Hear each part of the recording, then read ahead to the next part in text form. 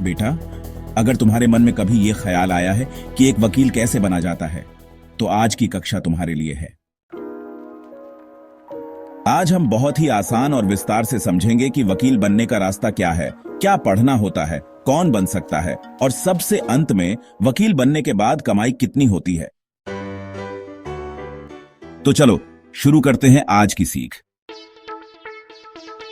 देखो बच्चों, वकील बनने के लिए जरूरी है आप भारत के नागरिक हों, आपने 12वीं पास की हो किसी भी मान्यता प्राप्त बोर्ड से।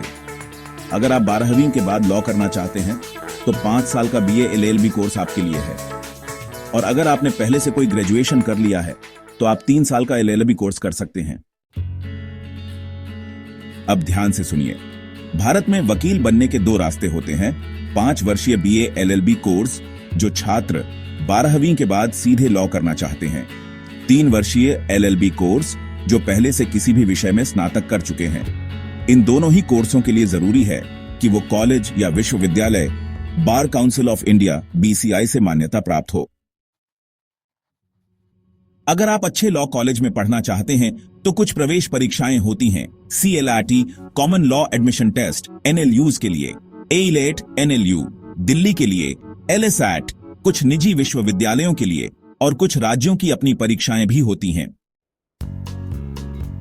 अब जरा सिलेबस की बात कर लें। लॉ की पढ़ाई में कुछ प्रमुख विषय पढ़ाए जाते हैं। भारतीय दंड संहिता, इंडियन पेनल कोड, IPC, दंड प्रक्रिया संहिता CRPC, भारतीय संविधान, संविदा कानून, कॉन्ट्रैक्ट लॉ, संपत्ति कानून, प्रॉपर्टी लॉ, पारिवारिक कानून, फैमिली लॉ, अपकृत विधि, टोर्ट्स, विधिक भाषा और मूड कोर्ट प्रैक्टिस। अब मान लो आपने LLB कर लिया, फिर क्या? सबसे पहले आपको बार काउंसिल में रजिस्ट्रेशन कराना होगा। फिर एक परीक्षा देनी होती है जिसे कहते हैं ऑल इंडिया बार एग्जामिनेशन AIBE।